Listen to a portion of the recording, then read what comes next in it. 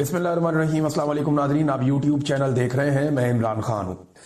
Nadreen, एक और जो अहम खबर है पाकिस्तान से, जब वजीर आजम ने कहा कि जी आप मुज़ाकरात करने हमारे साथ आकर, तो इस पे पाकिस्तान तहरीक इंसाफ ने एक बड़ा स्मार्ट मूव खेला है। अब समझ आई कि इमरान खान साहब ने ये काम क्यों किया था।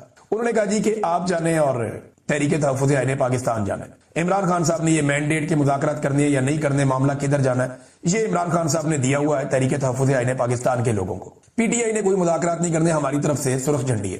पीटीआई मुज़ाकरात नहीं कर रही, पीटीआई तो करेगी एहतजाज, स्ट्रीट मूवमेंट का आगाज करेगी जिसका इमरान खान साहब ने कहा हुआ है। तो हम तो करेंगे जनाब अपना वो काम, ये पाकिस्तान तहरीक इंसाफ ने कह दिया, हमारी तरफ से मुज़ाकरात नहीं है। हाँ, तहरीक तहफ़्फ़ुज़ आईन पाकिस्तान के साथ आपने मुज़ाकरात करने हैं, वो इमरान खान साहब से आप उनकी मुलाकात करवाएं, वो जाने और इमरान खान साहब जाने। तो पीटीआई ने, जो नॉर्मली होता है ये था कि जब भी कभी मुज़ाकरात होते थे तो पीटीआई की एहतजाजी तहरीक मुतासर हो जाती थी कि जनाब एक तरफ एहतजाजी तहरीक चल रही है, एक तरफ मुज़ाकरात चल रहे हैं, ये किस तरह की तहरीक है। तो अब पीटीआई कह रही है हमारा फोकस सिर्फ तहरीक पे, हमारे लीडर ने कह दिया हमने मुज़ाकरात नहीं करने, हम तहरीक चलाएंगे। तहरीक तहफ़्फ़ुज़ आईन पाकिस्तान कह रही है ठीक है आपने मुज़ाकरात करने हैं तो नए मीसाक जमहूरियत पर बैठ जाते हैं। अब इसमें जो इमरान खान साहब के दस्तखत है वो हम करवा लेंगे, ये उन्होंने गारंटी दी। नया चीफ इलेक्शन कमिश्नर लाया जाए और नए इंतखाबात करवाए जाए, ये दो शराइत उन्होंने रख दी तहरीक तहफ़्फ़ुज़ आईन पाकिस्तान में। नया मीसाक जमहूरियत कर देते हैं। मीसाक जमहूरियत क्या 2006 में अपोजिशन जमातों ने किया था। उस वक्त का डिक्टेटर परवेज मुशर्रफ मीसाक जमहूरियत के खिलाफ था। उस वक्त की जो पॉलिटिकल पार्टी परवेज मुशर्रफ के साथ खड़ी थी वो मीसाक जमहूरियत का हिस्सा नहीं बनी। तो याद रखिएगा, मीसाक जमहूरियत आपने कह तो दिया, लेकिन मीसाक जमहूरियत का हिस्सा कभी भी जो हुकूमत में शामिल जमातें हैं वो नहीं बनेगी। यानी आज जो काम पीएमएल-एन कर रही है वो कल को काफ लीग कर रही थी माजी में परवेज मुशर्रफ के दौर में। आज जो काम पीपल्स पार्टी और जरदारी और बिलावल कर रहे हैं वो काम माजी में पीपल्स पार्टी पैट्रियाट के लोग कर रहे थे। राव सिकंदर इकबाल, आफ्ताब शेरपाव, फैसल साले हयात वगैरह, ये लोग माजी में ये काम कर रहे थे। तो ये बात आपको ज़हन में रखनी पड़ेगी कि जो लोग एस्टेब्लिशमेंट के साथ खड़े होते हैं वो मीसाक जमहूरियत का हिस्सा नहीं बना करते। चंद वजूहात भी है ना, देखिए एक तो जो वजूहात है सादी सादी आपको बताता हूं कि हुकूमत मुज़ाकरात में संजीदा क्यों नहीं होगी, ये चंद वजूहात हैं, ये आप ज़हन में रखें। नंबर एक, इमरान खान की मकबूलियत, जब तक इमरान खान मकबूल है हुकूमत मुज़ाकरात पे नहीं आएगी क्योंकि फिर इलेक्शन में जाना पड़ेगा। नंबर दो, एस्टेब्लिशमेंट के साथ उनकी शराकत है, तो मुज़ाकरात तो एस्टेब्लिशमेंट के खिलाफ ही उन्हें, तो वो नहीं आ पाएंगे। नंबर तीन, अवाम में बिल्कुल वक़्त खो दी है इन्होंने, अवाम इनको मुंह नहीं लगा रही, तो ये मुज़ाकरात में आके इलेक्शन में क्यों जाए। और नंबर चार, गवर्नेंस में बिल्कुल नाकामी है, इनके पास कोई ऐसी चीज नहीं है जिसकी बुनियाद के ऊपर ये पब्लिक में जाकर ये कहें कि जनाब हमने ये काम कर दिए। अवाम को दिखाने के लिए भी इनके पास कुछ नहीं है। ये वो चीजें हैं जो हुकूमत को किसी भी किस्म के संजीदा मिसाक से रोक देगी, यानी हुकूमत किसी मुज़ाकरात का हिस्सा नहीं बनेगी इन चीजों की वजह से। अब पाकिस्तान तहरीक इंसाफ ने अपना खेल खेल दिया। फजल रहमान साहब का एक बड़ा सख्त स्टेटमेंट आया, वो स्टेटमेंट बहुत इंपॉर्टेंट है इस मौके पर, इसलिए मैं आपको पढ़ के सुना रहा हूं। फजल रहमान साहब ने साफ साफ कह दिया कि ना बैत करेंगे और ना ही मुल्क को तुम्हारे रहमो करम पर छोड़ेंगे। अब आप समझ रहे हैं फजल रहमान साहब कह किसे रहे। अल्फाज का इंतखाब बड़ी एहतियात से करते हैं। उन्होंने इलेक्शन को धांधलीज़दा इलेक्शन करार दिया, मैंडेट को उन्होंने झूठा मैंडेट करार दिया। उन्होंने कहा जी कि ये हुक्मरान यूरोप के हैवानियत वाले तस्वुर को हम पे मुसल्लत करना चाहते हैं, अवाम की राय को तब्दील करने वालों के हाथ पर हम बैत नहीं करेंगे, ये फजल रहमान साहब ने कहा। फजल रहमान साहब एक एक स्टेप करके आगे जा रहे हैं और ये मुसीबत तो वाकई पाकिस्तान की एजेंसियों को और एस्टेब्लिशमेंट को इस वक्त है कि अगर मौलवी भी पूरी तरह से मैदान में आ जाते हैं और इन्हें नहीं रोका जा सकता, तो पीटीआई को रोकना पहले ही मुश्किल था। इनके साथ अगर मजहबी तबका भी खड़ा हो जाता है तो एक नई मुसीबत पाकिस्तान की एस्टेब्लिशमेंट के लिए बन जाएगी, क्योंकि मईशत इनसे संभल नहीं रही, काम इनसे हो नहीं रहा और महंगाई को ये कंट्रोल कर नहीं पा रहे, तो अवाम किसी भी नुक्ते से इनसे खुश नहीं है, तो ये तहरीक बहुत ज्यादा जान पकड़ जाएगी। नाज़रीन, आसिफ मुनीर साहब ने एक स्टेटमेंट दिया और वो स्टेटमेंट ये है कि कौम और फौज में तफरीक पैदा नहीं करने दी जाएगी। मैं एक सिंपल बात करना चाहता हूं कि देखिए ये कौम और फौज में तफरीक पैदा कैसे होती है। क्या कोई आदमी पाकिस्तान की फौज और पाकिस्तान की कौम में तफरीक पैदा कर सकता है? कोई भी नहीं कर सकता। बड़े लोगों ने ये कोशिश की, सारे लोग ये नाकाम हो गए। ये तफरीक जब भी पैदा होती है पाकिस्तान की मिलिट्री एस्टेब्लिशमेंट की वजह से पैदा होती है। ये चंद चीजें मैं आपके सामने रखता हूं। नंबर एक, सियासत में मुदाखलत से कौम नाराज होती है। नंबर दो, हलफ की जब आप खिलाफ वर्जी करते हैं तो कौम नाराज होती है। नंबर तीन, जबरी गुमशुदगियों की वजह से कौम नाराज होती है। नंबर चार, बगैर मनसूबाबंदी के और अवामी हमायत के बार बार के मिलिट्री ऑपरेशन से कौम नाराज होती है। नंबर पांच, मैंडेट की चोरी से कौम नाराज होती है। नंबर छह, सबसे मकबूल अवामी रहनुमा को जेल में रखने से कौम नाराज होती है। नंबर सात ये भी है कि जब दिफा का काम छोड़ के बाकी काम किए जाते हैं, बाकी कारोबार किए जाते हैं, तो कौम को वो चीजें पसंद नहीं आती, लोग नाराज होते हैं, थोड़ा थोड़ा उनमें रिएक्शन पैदा होता है। یہ وہ چیزیں ہیں اگر جنہیں بند کر دیا جائے تو قوم اور فوج کے بیچ میں کوئی ناراضگی کسی قسم کی نہیں ہوگی. اس کا تجربہ کر کے دیکھا جا سکتا ہے. ناظرین ایک اور خبر ہے اور یہ خبر جناب بی بی سی کے اوپر بھی چھپی ہے, مختلف جگہوں پہ آئی ہے. خبر یہ ہے کہ اقوام متحدہ کی خصوصی نمائندہ ہے جن کا نام ہے ڈاکٹر ایلس جل. انہوں نے کہا کہ پاکستان کے سابق وزیر اعظم عمران خان کی اہلیہ بشرا بی بی کو جن حالات میں جیل میں رکھا گیا وہ ان کی جسمانی اور ذہنی حالت کے لیے سنگین خطرہ بن سکتے ہیں. انہوں نے حکام پر زور دیا کہ وہ اس حوالے سے فوری اقدامات کریں اور انہوں نے کہا کہ ریاست کی ذمہ داری بنتی ہے کہ وہ نظر بندی کے دوران بشرا بی بی کی صحت کا تحفظ اور انسانی وقار کی ضمانت کو یقینی بنائے. اب بشرا بی بی کو نہ ان کا سامان دینے دیا جاتا ہے نہ ان کا خیال رکھتے ہیں, بلکہ ان کی ملاقاتیں بھی ان کی فیملی کے ساتھ روکی ہوئی ہے کہ کہیں ایسا نہ ہو کہ بشرا بی بی کو اسٹیٹمنٹ جاری کر دیں جو باہر چلا جائے عمران خان صاحب کے حوالے سے, لہذا وہ ملنے نہیں دیتے. یہ ادارے نقصان میں کیوں جا رہے ہیں یہ کسی نے سوچا ہے؟ عمران خان نے تو 3 سال میں ان سارے اداروں کو تباہ نہیں کیا, 2 سال بیچ میں کرونا تھا, تو ان اداروں کو عمران خان نے تباہ نہیں کیا, ان اداروں کو تباہ کیا ان حکمرانوں نے اور ڈکٹیٹر نے جو گزشتہ کئی دہائیوں سے پاکستان کے اوپر مسلط ہے. کیا کسی نے معافی مانگی کہ ہم نے یہ ادارے تباہ کر دیے؟ جو ادارے فوج کے انڈر چلتے ہیں وہ تو سارے منافع میں جا رہے ہیں, یا جو ادارے شریف خاندان کے یا زرداری خاندان کے انڈر چلتے ہیں وہ تو سارے منافع میں جا رہے ہیں. جتنے لوگ پارلیمنٹ کے اندر یا سینٹ کے اندر بیٹھے ہوئے ہیں ان سب کے اپنے اپنے کاروبار منافع میں جا رہے ہیں, تو پاکستان خسارے میں کیوں جا رہا ہے؟ جب یہ لوگ منافع کمانا جانتے ہیں تو پاکستان کے لیے منافع کیوں نہیں کماتے, اپنے لیے یہ کماتے ہیں. سوال یہ پیدا ہوتا ہے کہ اداروں کو پہلے تباہ کرتے ہیں اور پھر بیچ دیتے ہیں.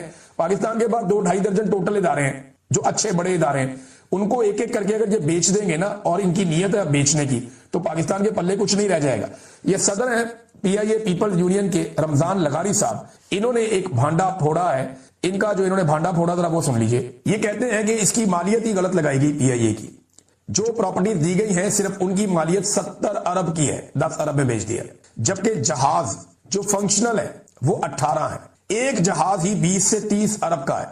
1500 ارب کے اثاثوں کو کیسے بیچا گیا, یہ صدر PIA پیپل یونین رمضان لغاری صاحب نے پورا ایک انٹرویو دیا اور انہوں نے ایک جرنلسٹ کو یہ بتایا, رمضان لغاری صاحب نے, کہ کس طریقے سے PIA کو اونے پونے بیچا گیا اور بندر بانٹ کی گئی.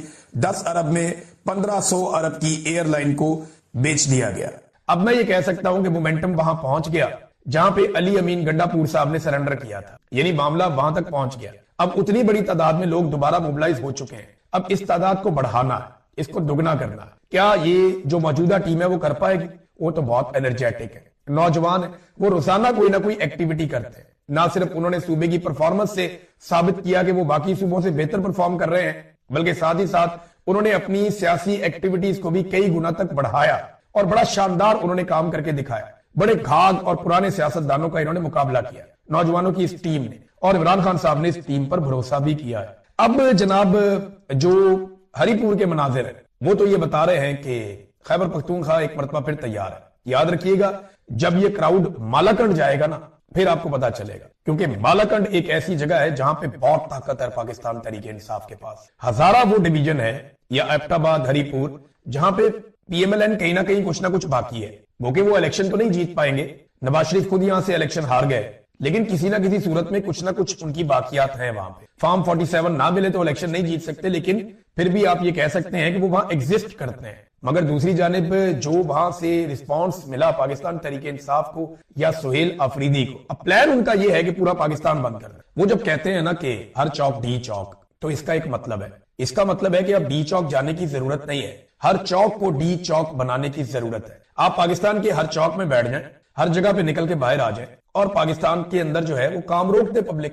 یعنی پلان یہ ہے کہ پاکستان میں کام روک دیا جائے گا اور پبلک کہے گی جی ہم کام نہیں کرتے. ہم یہ بیٹھے ہوئے جب تک آپ ملک کو سیدھا نہیں کرتے نا, آپ کام کرنے نہیں دے رہے, آپ کام چلنے نہیں دے رہے, ایک ایک کر کے ہم سب کو مار رہے ہیں, تو ہم اکٹھے ہو کے آگے اکٹھے ہی مار دو. تو مار تو نہیں سکتا کوئی اتنی بڑی تعداد میں کروڑوں لاکھوں لوگوں کو. تو لوگ جب اپنے اپنے علاقے پر نکل کے بیٹھتے ہیں نا, تو SHO کی, تھانے دار کی کبھی بھی جرت نہیں ہوتی کہ وہ لوگوں کے سامنے آ جائے. مجھے اچھی طرح یاد ہے لاہور شہر کے اندر جب اپنی گلی میں اپنے محلے میں لوگ نکلتے ہیں نا, تو پولیس کی جرت نہیں ہوتی وہاں پہ آ کے مداخلت کرنے کی. تو جب ہر گلی میں, ہر محلے میں, ہر علاقے میں, ہر چوک میں ڈی چوک بنے گا اور لوگ نکلیں گے جیسا کہ پاکستان تحریک انصاف کا ایک پلان ہے, تو پھر یہ ریاست کے پاس کسی قسم کی گنجائش رہے گی نہیں. یہ کریں گے کیا؟ یہ سب سے پہلے انٹرنیٹ بند کریں گے. لوگ جو ہے وہ केबल वाला इंटरनेट इस्तेमाल करना शुरू कर देंगे, जिसको आप PTCL कहते हैं या दूसरा इंटरनेट, लोग वो इस्तेमाल करेंगे। उसके बाद ये दूसरे मरहले में वो वाला इंटरनेट भी बंद कर देंगे। वो इंटरनेट बंद होने के बाद कम्युनिकेशन तकरीबन खत्म हो जाएगा। सिर्फ लाइनिंग वाले फोन अगर कहीं चल रहे होंगे तो चल रहे होंगे। तो कम्युनिकेशन खत्म होने का नुकसान सिर्फ लोगों को नहीं होगा, लोग तो बैठे रहेंगे या लोग इंतजार करते रहेंगे।